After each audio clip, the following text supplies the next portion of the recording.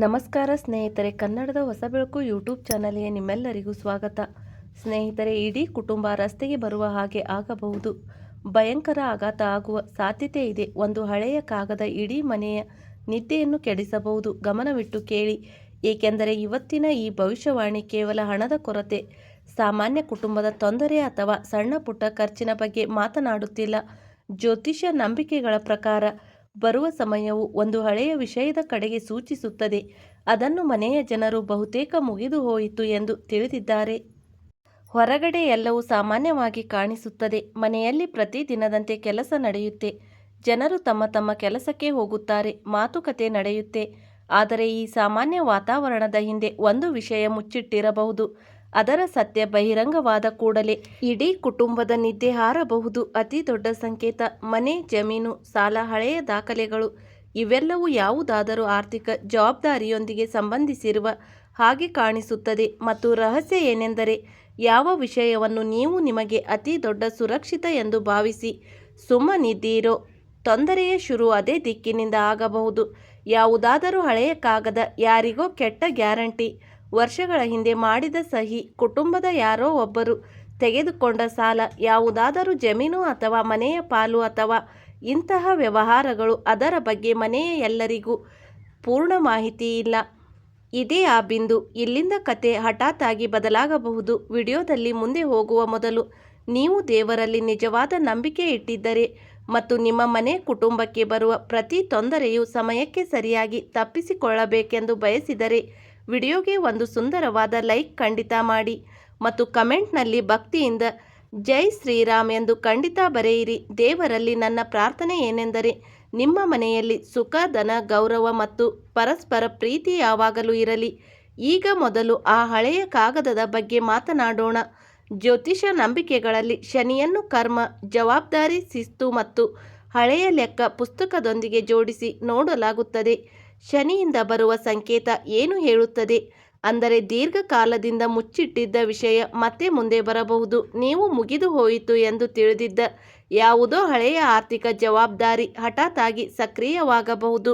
ಮನೆಯಲ್ಲಿ ಯಾರಿಗಾದರೂ ಫೋನ್ ಬರುತ್ತೆ. ಆರಂಭದಲ್ಲಿ ಮಾತು ಸಾಮಾನ್ಯವಾಗಿ ಇರುತ್ತೆ, ಆದರೆ ಕೆಲವೇ ನಿಮಿಷಗಳಲ್ಲಿ ವಾತಾವರಣ ಬದಲಾಗಬಹುದು. ಮುಂದಿನಿಂದ ಹೇಳಬಹುದು, ಯಾವುದೋ ಹಳೆಯ ಪಾವತಿಯ ಲೆಕ್ಕ ಬಾಕಿ ಇದೆ, ಯಾವುದೋ ದಾಖಲೆ ಅಪೂರ್ಣವಾಗಿದೆ, ಯಾವುದೇ ಸಾಲಕ್ಕೆ ಸಂಬಂಧಿಸಿದ ಸಮಸ್ಯೆ ಮುಂದೆ ಬಂದಿದೆ, ಅಥವಾ ಯಾವುದೋ ಆಸ್ತಿಯ ಕಾಗದವನ್ನು ಮತ್ತೆ ಪರಿಶೀಲನೆ ಮಾಡಬೇಕು. ಇದೇ ಆ ಫೋನ್ ಕಾಲ್ ಆಗಿರುತ್ತದೆ. ಅದಾದ ನಂತರ ಕುಟುಂಬದ ಒಬ್ಬ ಸದಸ್ಯ ಹಠಾತ್ ಆಗಿ ಆಘಾತಕ್ಕೊಳಗಾಗಬಹುದು, ಏಕೆಂದರೆ ಅವನಿಗೆ ಈ ವಿಷಯದ ಬಗ್ಗೆ ಮೊದಲೇ ಸ್ವಲ್ಪ ಮಾಹಿತಿ ಇರುತ್ತದೆ. ಅತಿ ದೊಡ್ಡ ರಹಸ್ಯ ಇದೇ ಅಡಗಿದೆ. ಮನೆಯ ಯಾರೋ ಒಬ್ಬರು ಆರ್ಥಿಕ ವಿಷಯವನ್ನು ಮುಚ್ಚಿಟ್ಟಿರಬಹುದು. ಕುಟುಂಬಕ್ಕೆ ತೊಂದರೆ ಆಗಬಾರದು ಎಂದು ಹೇಳಿರುವುದಿಲ್ಲ. ಹೊರಗಡೆ ಅವರು ಸಾಮಾನ್ಯವಾಗಿ ವರ್ತಿಸುತ್ತಿದ್ದರು, ಆದರೆ ಒಳಗೊಳಗೆ ಯಾವುದೇ ಪಾವತಿಯ ಸಾಲ, ವ್ಯಾಪಾರದ ನಷ್ಟ ಅಥವಾ ಸಾಲದ ಒತ್ತಡವನ್ನು ಸಹಿಸುತ್ತಿದ್ದರು. ಇದು ವಿಷಯ ಹಠಾತ್ ಆಗಿ ಮುಂದೆ ಬಂದಾಗ ಮನೆಯ ಇತರ ಸದಸ್ಯರು ಹೇಳುತ್ತಾರೆ, ಇಷ್ಟು ದೊಡ್ಡ ವಿಷಯವನ್ನು ಮೊದಲು ಏಕೆ ಹೇಳಲಿಲ್ಲ. ಇಲ್ಲಿಂದಲೇ ಕುಟುಂಬದ ಒಳಗೆ ಜಗಳ ಶುರುವಾಗಬಹುದು. ಒಬ್ಬರು ಇನ್ನೊಬ್ಬರನ್ನು ನೋಡಿದ ಕೂಡಲೇ ದ್ವೇಷ ಶುರುವಾಗಬಹುದು. ಕೇಳದೆ ಇಷ್ಟು ದೊಡ್ಡ ನಿರ್ಧಾರ ಏಕೆ ತೆಗೆದುಕೊಂಡೆ ಎಂದು ಕೆಲವರು ಹೇಳುತ್ತಾರೆ. ಕೆಲವರು ಹಳೆಯ ವಿಷಯ ನೆನಪಿಸುತ್ತಾರೆ, ನಾವು ಮೊದಲೇ ಎಚ್ಚರಿಕೆ ಕೊಟ್ಟಿದ್ದೇವೆ ಎಂದು ಹೇಳುತ್ತಾರೆ. ಮತ್ತು ಇಂತಹ ಜಗಳಗಳಲ್ಲಿ ವರ್ಷಗಳಿಂದ ಮುಚ್ಚಿಟ್ಟಿದ್ದ ವಿಷಯವು ಮುಂದೆ ಬರಬಹುದು. ವಿಶೇಷವಾಗಿ ಮನೆಯ ಯಾವುದಾದರೂ ಮಹಿಳಾ ಸದಸ್ಯೆಯ ಹಳೆಯ ಎಚ್ಚರಿಕೆಗಳು ಮುಖ್ಯವಾಗಬಹುದು. ಅಮ್ಮ, ಹೆಂಡತಿ, ತಂಗಿ ಅಥವಾ ಮನೆಯ ಯಾವುದಾದರೂ ಬುದ್ಧಿವಂತ ಮಹಿಳೆ ಆರಂಭದಿಂದಲೂ ಯಾವುದೋ ವ್ಯಕ್ತಿ, ಡೀಲ್, ಸಾಲ ಅಥವಾ ಕಾಗದದ ಬಗ್ಗೆ ಎಚ್ಚರಿಕೆಯಿಂದ ಇರಬೇಕು. ಆ ಸಮಯದಲ್ಲಿ ಅವಳ ಮಾತಿಗೆ ಹೆಚ್ಚಿನ ಪ್ರಾಮುಖ್ಯತೆ ಕೊಡಲಿಲ್ಲ, ಆದರೆ ನಂತರ ಅದೇ ಮಾತು ಸರಿಯಾಗಿರುವ ಹಾಗೆ ಕಾಣಬಹುದು. ಇದಾದ ನಂತರ ಎರಡನೆಯ ದೊಡ್ಡ ಸಂಕೇತ ರಾಹುವಿನೊಂದಿಗೆ ಸಂಬಂಧಿಸಿದೆ. ಜ್ಯೋತಿಷ್ಯ ನಂಬಿಕೆಗಳ ಪ್ರಕಾರ ರಾಹುವನ್ನು ಭ್ರಮೆ, ಹಠಾತ್ ಘಟನೆ ಮತ್ತು ಹೊಳೆಯುವ ಆದರೆ ಅಪೂರ್ಣ ಮಾಹಿತಿ ಇರುವ ಸನ್ನಿವೇಶಗಳೊಂದಿಗೆ ಜೋಡಿಸಲಾಗುತ್ತದೆ. ಅದಕ್ಕಾಗಿ ಯಾರಾದರೂ ತುಂಬ ಸಿಹಿಯಾಗಿ ಮಾತನಾಡಿದರೆ ಬೇಗ ಲಾಭ, ಹಣ ಡಬಲ್ ಆಗುವುದು, ದೊಡ್ಡ ಹೂಡಿಕೆ, ಹೊಸ ಪಾಲುದಾರಿಕೆ ಅಥವಾ ಕೂಡಲೇ ಲಾಭ ಸಿಗುವ ಆಸೆ ತೋರಿಸಿದರೆ ಬರುವ ಸಮಯದಲ್ಲಿ ಅಂತಹ ವ್ಯಕ್ತಿಯ ಬಗ್ಗೆ ಅತ್ಯಂತ ಎಚ್ಚರಿಕೆಯಿಂದ ಇರಬೇಕು. ಹೊಳೆಯುವುದೆಲ್ಲವೂ ಅವಕಾಶವಲ್ಲ. ಸಿಹಿಯಾಗಿ ಮಾತನಾಡುವ ಪ್ರತಿಯೊಬ್ಬ ವ್ಯಕ್ತಿಯೂ ನಿಮ್ಮ ಹಿತೈಷಿ ಅಲ್ಲ ಮತ್ತು ನಿಮಗೆ ಲಾಭ ಆಗುತ್ತೆ ಎಂದು ಬರೆದಿರುವ ಪ್ರತಿಯೊಂದು ಕಾಗದವು ನಿಮಗೆ ಸುರಕ್ಷಿತ ಎಂದು ಅರ್ಥವಲ್ಲ. ಸ್ನೇಹಿತರೆ, ಇನ್ನೊಂದು ಮುಖ್ಯವಾದ ವಿಷಯ, ನಿಮ್ಮ ಜೀವನದಲ್ಲಿ ಎಂತಹದೇ ಸಮಸ್ಯೆಗಳಿದ್ದರೂ ಸ್ಕ್ರೀನ್ ಮೇಲೆ ಕಾಣುತ್ತಿರುವ ಗುರೂಜಿ ಅವರಿಗೆ ಕರೆ ಮಾಡಿ ನಿಮ್ಮ ಸಮಸ್ಯೆಗಳನ್ನು ಬಗೆಹರಿಸಿಕೊಳ್ಳಬಹುದು. ಗುರೂಜಿ ಅವರು ವಿದ್ಯೆ, ಉದ್ಯೋಗ, ವ್ಯಾಪಾರ, ಗಂಡ ಹೆಂಡತಿ ಕಲಹ, ಅತ್ತೆ ಸೊಸೆ ಕಲಹ, ಮದುವೆ ವಿಳಂಬ, ಸಂತಾನ ಸಮಸ್ಯೆ, ಶತ್ರುಕಾಟ, ವಶೀಕರಣ ಮುಂತಾದ ಯಾವುದೇ ಸಮಸ್ಯೆ ಇದ್ದರೂ ತುಳುನಾಡಿನ ದೈವಾರಾಧನೆಯಿಂದ ಹಾಗೂ ಶ್ರೀ ಶಿರಡಿ ಸಾಯಿಬಾಬಾ ದೈವಿಕ ಶಕ್ತಿಯಿಂದ ಶೀಘ್ರ ಶಾಶ್ವತ ಪರಿಹಾರ ಮಾಡಿಕೊಡುತ್ತಾರೆ. ವಿಶೇಷವಾಗಿ 3 ರೀತಿಯ ಜನರ ವಿಷಯದಲ್ಲಿ, ಹಣ ಮತ್ತು ದಾಖಲೆಗಳ ವಿಷಯದಲ್ಲಿ ಎಚ್ಚರವಿರಲಿ. 1. ಹಠಾತ್ತಾಗಿ ಅಗತ್ಯಕ್ಕಿಂತ ಹೆಚ್ಚು ಸಿಹಿಯಾಗಿ ಮಾತನಾಡಲು ಶುರು ಮಾಡುವ ವ್ಯಕ್ತಿ. 2. ದೀರ್ಘ ಸಮಯದ ನಂತರ ಕೇವಲ ಆರ್ಥಿಕ ಪ್ರಸ್ತಾಪದೊಂದಿಗೆ ಬರುವ ಯಾವುದೋ ಹಳೆಯ ಪರಿಚಿತ ವ್ಯಕ್ತಿ. 3. ಮನೆಗೆ ತುಂಬ ಹತ್ತಿರವಿರುವ ಮತ್ತು ನಿಮ್ಮ ಕುಟುಂಬದ ಆರ್ಥಿಕ ಸ್ಥಿತಿಯನ್ನು ಚೆನ್ನಾಗಿ ತಿಳಿದಿರುವ ವ್ಯಕ್ತಿ. ಈ 3ರಲ್ಲಿ ಯಾರ ಮಾತನ್ನು ಪರಿಶೀಲಿಸದೆ ದೊಡ್ಡ ಆರ್ಥಿಕ ನಿರ್ಧಾರ ತೆಗೆದುಕೊಳ್ಳಬೇಡಿ. ಈಗ ಅತಿ ದೊಡ್ಡ ಭಯಾನಕ ಸಂಕೇತ, ಆರ್ಥಿಕ ಒತ್ತಡ ಸ್ವಲ್ಪ ಸಮಯದವರೆಗೆ ಅಷ್ಟು ಹೆಚ್ಚಾಗಬಹುದು. ಮನೆಯಲ್ಲಿ ವಾಹನ, ಆಭರಣ, ಜಮೀನಿನ ಪಾಲು ಅಥವಾ ಯಾವುದೋ ಬೆಲೆ ಬಾಳುವ ವಸ್ತುವನ್ನು ಮಾರುವ ಬಗ್ಗೆ ಚರ್ಚೆ ಶುರುವಾಗಬಹುದು. ಇನ್ನೊಬ್ಬ ಸದಸ್ಯ ಹೇಳಬಹುದು, ಬೇರೆ ದಾರಿ ಸಿಗದಿದ್ದರೆ ಇದನ್ನು ಮಾರಬೇಕಾಗುತ್ತೆ.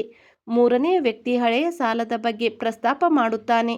ಇದೇ ಸಮಯದಲ್ಲಿ ಮನೆ ಬದಲಾಯಿಸುವುದು, ಬಾಡಿಗೆ ಮನೆಗೆ ಹೋಗುವುದು, ಖರ್ಚು ಕಡಿಮೆ ಮಾಡುವುದು ಅಥವಾ ಸ್ವಲ್ಪ ಸಮಯಕ್ಕೆ ಆರ್ಥಿಕ ವ್ಯವಸ್ಥೆ ಬದಲಾಯಿಸುವಂತಹ ಮಾತುಗಳು ಬರಬಹುದು. ಇದೇ ಆ ಸ್ಥಿತಿ. ಜನರಿಗೆ ಇಡೀ ಕುಟುಂಬ ರಸ್ತೆಗೆ ಬರುವ ಹಂತದಲ್ಲಿದೆ ಎಂದು ಅನಿಸುತ್ತದೆ. ಆದರೆ ನನ್ನ ಪ್ರೀತಿಯ ಸ್ನೇಹಿತರೆ, ಗಮನವಿಡಿ, ಇದನ್ನು ಖಚಿತ ಘಟನೆ ಎಂದು ತಿಳಿಯುವ ಅಗತ್ಯವಿಲ್ಲ. ಜ್ಯೋತಿಷ್ಯ ಸಂಕೇತ ಇಲ್ಲಿ ಒಂದು ಗಂಭೀರ ಆರ್ಥಿಕ ಎಚ್ಚರಿಕೆ ರೀತಿ ಇದೆ. ಇಂತಹ ಒತ್ತಡದಲ್ಲಿ ತಪ್ಪು ನಿರ್ಧಾರ ಪರಿಸ್ಥಿತಿಯನ್ನು ಹಾಳು ಮಾಡಬಹುದು. ಆದರೆ ಸರಿಯಾದ ಸಮಯದಲ್ಲಿ ತೆಗೆದುಕೊಂಡ ನಿರ್ಧಾರ ಬಿಕ್ಕಟ್ಟನ್ನು ತಿರುಗಿಸಬಹುದು. ಈಗ ಮಂಗಳನ ಸಂಕೇತ ಮುಖ್ಯವಾಗಿದೆ. ಮಂಗಳಕ್ಕೆ ಸಂಬಂಧಿಸಿದ ಉಗ್ರ ಶಕ್ತಿ ಕುಟುಂಬದಲ್ಲಿ ಕೋಪವನ್ನು ಹೆಚ್ಚಿಸಬಹುದು. ಹಣ ಮತ್ತು ಆಸ್ತಿಯ ಮಾತು ಬಂದ ಕೂಡಲೇ ಧ್ವನಿ ಜೋರಾಗಬಹುದು. ಇಬ್ಬರು ಸದಸ್ಯರ ನಡುವೆ ಹಳೆಯ ಅಸಮಾಧಾನ ಹೊರಗೆ ಬರಬಹುದು. ಇದೇ ಸಮಯದಲ್ಲಿ ಅತಿ ದೊಡ್ಡ ಎಚ್ಚರಿಕೆ ಆಗಬೇಕಾಗುತ್ತದೆ. ಕೋಪದಲ್ಲಿ ಯಾವುದೇ ಕಾಗದಕ್ಕೆ ಸಹಿ ಮಾಡಬೇಡಿ. ಕೋಪದಲ್ಲಿ ಮನೆ ಬಿಡುವ ಮಾತು ಆಡಬೇಡಿ. ಕೋಪದಲ್ಲಿ ಆಸ್ತಿ ಮಾರುವ ನಿರ್ಧಾರ ತೆಗೆದುಕೊಳ್ಳಬೇಡಿ. ಏಕೆಂದರೆ ಈ ಸಮಯದಲ್ಲಿ ತಪ್ಪು ಮಾತಿಗಿಂತ ತಪ್ಪು ಸಹಿ ಹೆಚ್ಚು ಅಪಾಯಕಾರಿಯಾಗಬಹುದು. ಬುಧ ಸಂಕೇತವು ಇದೇ ಎಚ್ಚರಿಕೆ ಕೊಡುತ್ತದೆ. ಕಾಗದದ ವಿಷಯಗಳಲ್ಲಿ ಒಂದೊಂದು ಸಾಲುಗಳನ್ನು ಚೆನ್ನಾಗಿ ಅಗತ್ಯವಾಗಿ ಓದಬೇಕು. ಬ್ಯಾಂಕಿನ ಕಾಗದವಾಗಲಿ, ಜಮೀನಿನ ಸಂಬಂಧಿಸಿದ ದಾಖಲೆಯಾಗಲಿ, ಪಾಲುದಾರಿಕೆಯ ಒಪ್ಪಂದವಾಗಲಿ ಅಥವಾ ಬೇರೆ ಒಬ್ಬರ ಗ್ಯಾರಂಟಿ ಆಗಲಿ ಓದದೆ ಸಹಿ ಮಾಡುವುದು ತಪ್ಪು. ಸ್ನೇಹಿತರೆ, ಕಥೆಯಲ್ಲಿ ಇನ್ನೊಂದು ಹೊಸ ತಿರುವು ಬರುತ್ತದೆ. ಮನೆಯೊಳಗೆ ಮುಚ್ಚಿಡಲು ಪ್ರಯತ್ನಿಸುವ ಯಾವುದೇ ಆರ್ಥಿಕ ಅಥವಾ ಆಸ್ತಿಗೆ ಸಂಬಂಧಿಸಿದ ಸಮಸ್ಯೆಯ ಸುಳಿವು ಯಾವುದಾದರೂ ಸಂಬಂಧಿಕ ಅಥವಾ ನೆರೆಹೊರೆಯವರಿಗೆ ತಲುಪಬಹುದು. ನಿಧಾನವಾಗಿ ಫೋನ್ಗಳು ಬರಲು ಶುರುವಾಗುತ್ತವೆ. ಕೆಲವರು ಸಹಾಯಕ್ಕಾಗಿ ಕೇಳುತ್ತಾರೆ, ಆದರೆ ಕೆಲವರು ಕೇವಲ ಮನೆಯಲ್ಲಿ ಕೊನೆಗೆ ಏನಾಯಿತು ಎಂದು ತಿಳಿಯಲು ಬಯಸುತ್ತಾರೆ. ಎಚ್ಚರವಿರಬೇಕು. ಮನೆಯ ಪೂರ್ಣ ಆರ್ಥಿಕ ಸ್ಥಿತಿಯನ್ನು ಪ್ರತಿಯೊಬ್ಬರಿಗೂ ಹೇಳುವುದು ಅಗತ್ಯವಿಲ್ಲ. ಏಕೆಂದರೆ ಅನೇಕ ಬಾರಿ ಬಿಕ್ಕಟ್ಟಿಗಿಂತ ದೊಡ್ಡ ಸಮಸ್ಯೆ ಬಿಕ್ಕಟ್ಟಿನ ಚರ್ಚೆಯಾಗಬಹುದು. ಮನೆಯ ಖರ್ಚು ಯಾರ ಸಂಪಾದನೆಯ ಮೇಲೆ ಹೆಚ್ಚು ಅವಲಂಬಿತವಾಗಿದೆಯೋ ಅವರ ಕೆಲಸದ ಕ್ಷೇತ್ರದಲ್ಲಿ ಹಠಾತ್ತಾಗಿ ಒತ್ತಡ ಬರಬಹುದು. ಸಂಬಳದಲ್ಲಿ ತಡ, ಕೆಲಸದ ಬದಲಾವಣೆ, ಹೊಸ ಜವಾಬ್ದಾರಿ, ಕಂಪನಿಯ ನಿರ್ಧಾರ ಅಥವಾ ಉದ್ಯೋಗ ಬದಲಿಸುವ ಸ್ಥಿತಿ ಇವೆಲ್ಲವೂ ಕುಟುಂಬದ ಬಜೆಟನ್ನು ಸ್ವಲ್ಪ ಸಮಯಕ್ಕೆ ಅಲುಗಾಡಿಸಬಹುದು. ವ್ಯಾಪಾರ ಮಾಡುವವರಿಗೆ ಯಾವುದೋ ದೊಡ್ಡ ಪಾವತಿ ನಿಲ್ಲಬಹುದು. ನೀವು ಪೂರ್ಣ ನಂಬಿದ ಗ್ರಾಹಕರು ಹಣ ಕೊಡಲು ತಡ ಮಾಡಬಹುದು. ಹಳೆಯ ಪಾಲುದಾರಿಕೆಯಲ್ಲಿ ಭಿನ್ನಾಭಿಪ್ರಾಯ ಉದ್ಭವಿಸಬಹುದು ಅಥವಾ ಯಾವುದೋ ದೊಡ್ಡ ಆರ್ಡರ್ ಹಠಾತ್ತಾಗಿ ನಿಲ್ಲಬಹುದು. ಇದು ಅತಿ ದೊಡ್ಡ ತಪ್ಪಾಗುತ್ತದೆ. ಒಂದು ನಷ್ಟದ ಭರ್ತಿಗಾಗಿ ಮತ್ತೊಂದು ರಿಸ್ಕ್ ತೆಗೆದುಕೊಳ್ಳುವುದು. ಒಂದು ವೇಳೆ ಮೊದಲಿನ ಹಣ ಸಿಕ್ಕಿ ಹಾಕಿಕೊಂಡಿದ್ದರೆ ಆತುರದಲ್ಲಿ ಸಾಲ ತೆಗೆದುಕೊಂಡು ಹೊಸ ಹೂಡಿಕೆ ಮಾಡಬೇಡಿ. ಒಂದು ಡೀಲ್ ತಪ್ಪಿದರೆ ಕೇವಲ ನಷ್ಟ ತುಂಬುವ ಸಲುವಾಗಿ ಸಂದೇಹವಿರುವ ಎರಡನೇ ಡೀಲ್ ಮಾಡಬೇಡಿ. ಇದೇ ರಾಹುವಿನ ಭ್ರಮೆಯಾಗಿರಬಹುದು. ಈಗ ಪ್ರಶ್ನೆ ಉದ್ಭವಿಸುತ್ತದೆ, ನಿಜವಾಗಿಯೂ ಎಲ್ಲವೂ ಕೈ ಜಾರಿ ಹೋಗುತ್ತಾ? ಇಲ್ಲಿಂದಲೇ ಈ ಭವಿಷ್ಯವಾಣಿಯ ಅತಿ ದೊಡ್ಡ ರಹಸ್ಯ ಬಹಿರಂಗವಾಗುತ್ತೆ. ಹೌದು, ಜ್ಯೋತಿಷ್ಯ ನಂಬಿಕೆಗಳಲ್ಲಿ ಗುರು ಮಾರ್ಗದರ್ಶನ ರಕ್ಷಣೆ ಬುದ್ಧಿ ಮತ್ತು ಸರಿಯಾದ ಸಮಯದಲ್ಲಿ ಸಿಗುವ ಸಹಾಯದೊಂದಿಗೆ ಜೋಡಿಸಲ್ಪಟ್ಟಿದೆ. ಪರಿಸ್ಥಿತಿ ಉತ್ತುಂಗಕ್ಕೆ ತಲುಪಿದಾಗಲೇ ಯಾವುದೋ ಅನುಭವಿ ಅಥವಾ ಪ್ರಭಾವಿ ವ್ಯಕ್ತಿಯ ಸಹಾಯ ಮುಂದೆ ಬರಬಹುದು. ಕುಟುಂಬದ ಹಿರಿಯರು ಸರಿಯಾದ ಸಲಹೆ ಕೊಡುತ್ತಾರೆ. ಯಾವುದೋ ಹಳೆಯ ಪರಿಚಿತರು ಪರಿಹಾರ ಹೇಳುತ್ತಾರೆ. ನಿಂತಿರುವ ಕೆಲಸ ಮುಂದುವರಿಯಬಹುದು. ಯಾವುದೋ ಉದ್ಯೋಗಕ್ಕೆ ಸಂಬಂಧಿಸಿದ ಒಳ್ಳೆಯ ಸುದ್ದಿ ಬರಬಹುದು. ಯಾವುದಾದರೂ ಕಾಗದ ತಪ್ಪು ಸಮಯಕ್ಕೆ ಸರಿಯಾಗಿ ಪತ್ತೆಯಾಗಬಹುದು. ಅಥವಾ ಯಾವ ಆಸ್ತಿಯ ಬಗ್ಗೆ ಭಯವಿತ್ತೋ ಅದೇ ವಿಷಯದಲ್ಲಿ ಅತಿ ದೊಡ್ಡ ನಷ್ಟ ತಪ್ಪುವಂತಹ ದಾರಿ ಸಿಗಬಹುದು. ಅತಿ ದೊಡ್ಡ ವಿಷಯವೆಂದರೆ ಸಹಾಯ ನೀವು ನೋಡುತ್ತಿರುವ ಕಡೆಯಿಂದ ನೇರವಾಗಿ ಬರುವುದಿಲ್ಲ. ನೀವು ಯಾರಿಂದ ನಿರೀಕ್ಷೆ ಇಟ್ಟಿದ್ದೀರೋ ಅವರು ಹಿಂದೆ ಸರಿಯಬಹುದು, ಆದರೆ ಸಂಪೂರ್ಣ ಬೇರೆ ದಿಕ್ಕಿನಿಂದ ಸಹಾಯ ಸಿಗಬಹುದು. ಅದಕ್ಕಾಗಿ 72 ಗಂಟೆಯಿಂದ ಮುಂದಿನ ಕೆಲವು ದಿನಗಳವರೆಗೆ ಅಸಾಮಾನ್ಯ ಸಮಯದಲ್ಲಿ ಬರುವ ಫೋನ್ ಮತ್ತು ಸಂದೇಶವನ್ನು ನಿರ್ಲಕ್ಷಿಸಬೇಡಿ. ಅರ್ಧರಾತ್ರಿ ಬಂದ ಸಂದೇಶ, ಬೆಳಗ್ಗೆ ಯಾವುದೋ ಹಳೆಯ ವ್ಯಕ್ತಿಯ ಕಾಲ್, ಯಾವುದೋ ಕಚೇರಿಯಿಂದ ಬಂದ ಚಿಕ್ಕ ಸಂದೇಶ ಅಥವಾ ಯಾವುದೋ ಅಂತಹ ವ್ಯಕ್ತಿಯ ಫೋನ್, ಯಾರೊಂದಿಗೆ ತಿಂಗಳುಗಳಿಂದ ಮಾತು ಆಗಿರಲಿಲ್ಲ. ಇದರಿಂದ ಯಾವುದಾದರೂ ಸಂಪರ್ಕ ಹೊಸ ದಾರಿ ತೆರೆಯಬಹುದು.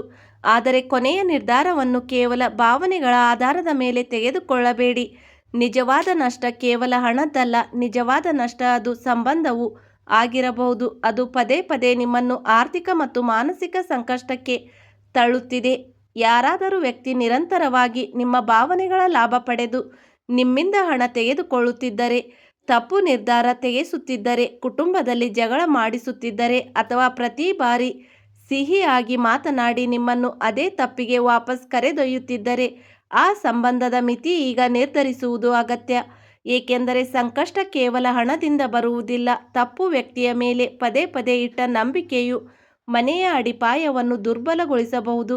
ಮತ್ತು ಈಗ ಕೊನೆಯ ಬಹಿರಂಗ, ಇಡೀ ಕುಟುಂಬ ಒಡೆಯುವುದಿಲ್ಲ, ಆದರೆ ಒಂದು ತುಂಬ ದೊಡ್ಡ ಭ್ರಮೆ ಖಂಡಿತ ಒಡೆಯುತ್ತೆ.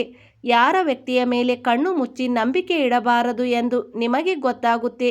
ಯಾವ ಆರ್ಥಿಕ ನಿರ್ಧಾರವನ್ನು ತಕ್ಷಣ ನಿಲ್ಲಿಸಬೇಕು, ಯಾವ ಕಾಗದವನ್ನು ಮತ್ತೆ ಪರಿಶೀಲಿಸಬೇಕು, ಯಾವ ಸಂಬಂಧದ ಬಗ್ಗೆ ಮನೆಯ ಪ್ರತಿ ವಿಷಯವನ್ನು ಹೇಳಬಾರದು ಮತ್ತು ಯಾವ ಹಳೆಯ ಸಾಲವನ್ನು ಈಗ ಶಾಶ್ವತವಾಗಿ ಮುಗಿಸಬೇಕು ಎಂಬುದು ಅಗತ್ಯ ಆಗಿದೆ. ನೀವು ಈಗ ಎಲ್ಲ ದಾರಿಗಳು ಮುಚ್ಚಿವೆ ಎಂದು ಅನಿಸುವ ದಿನವೇ ತಿರುವಿನ ಶುರು ಆಗುತ್ತದೆ.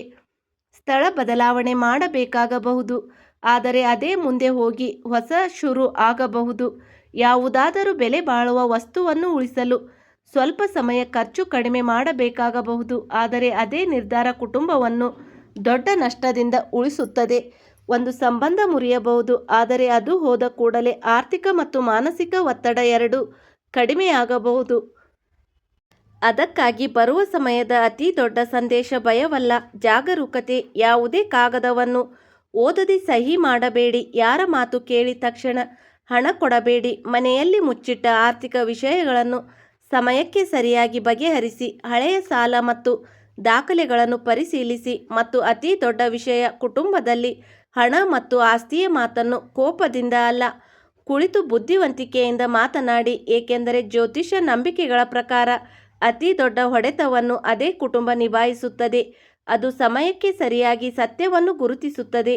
ಮತ್ತು ಇಂದು ಸಂಕಷ್ಟದಂತೆ ಕಾಣುತ್ತಿರುವ ವಿಷಯವೇ ಮುಂದೆ ಹೋಗಿ ನಿಮ್ಮ ಒಂದು ತುಂಬ ದೊಡ್ಡ ತಪ್ಪಿನಿಂದ ಉಳಿಸುವ ಎಚ್ಚರಿಕೆಯೂ ಆಗಬಹುದು. ಹಾಗಾಗಿ ಸ್ನೇಹಿತರೆ, ಈ ಎಲ್ಲ ವಿಷಯಗಳನ್ನು ನೀವು ನಿಮ್ಮ ಜೀವನದಲ್ಲಿ ಅಳವಡಿಸಿಕೊಂಡರೆ ಯಶಸ್ಸಿನ ಕಡೆಗೆ ನಿರಂತರವಾಗಿ ಮುಂದೆ ಹೋಗುತ್ತೀರಿ. ಹೌದು, ನನ್ನ ಶ್ರಮ ಮತ್ತು ಸಲಹೆ ನಿಮಗೆ ಇಷ್ಟವಾದರೆ ವಿಡಿಯೋಗೆ ಲೈಕ್ ಮಾಡಲು ಮರೆಯಬೇಡಿ. ಮತ್ತು ನೀವು ನಮ್ಮ ಚಾನಲ್ಗೆ ಹೊಸಬರಾಗಿದ್ದರೆ ಚಾನಲನ್ನು ಸಬ್ಸ್ಕ್ರೈಬ್ ಮಾಡಿ, ಬೆಲ್ ಐಕಾನ್ ಒತ್ತಿ ಆಲ್ ಸೆಲೆಕ್ಟ್ ಮಾಡಿ. ಆಗ ಇಂತಹ ಜ್ಞಾನವರ್ಧಕ ವಿಡಿಯೋಗಳು ನಿಮಗೆ ಸಮಯಕ್ಕೆ ಸರಿಯಾಗಿ ಸಿಗುತ್ತವೆ. ಅದರ ಲಾಭ ನೀವು ಪಡೆಯಬಹುದು. ಇಂದಿಗೆ ತುಂಬ ಧನ್ಯವಾದಗಳು. ಮುಂದಿನ ವಿಡಿಯೋದಲ್ಲಿ ಸಿಗೋಣ. ನಿಮ್ಮ ದಿನ ಶುಭವಾಗಲಿ, ಮಂಗಳಮಯವಾಗಲಿ ಸ್ನೇಹಿತರೆ. ಧನ್ಯವಾದಗಳು.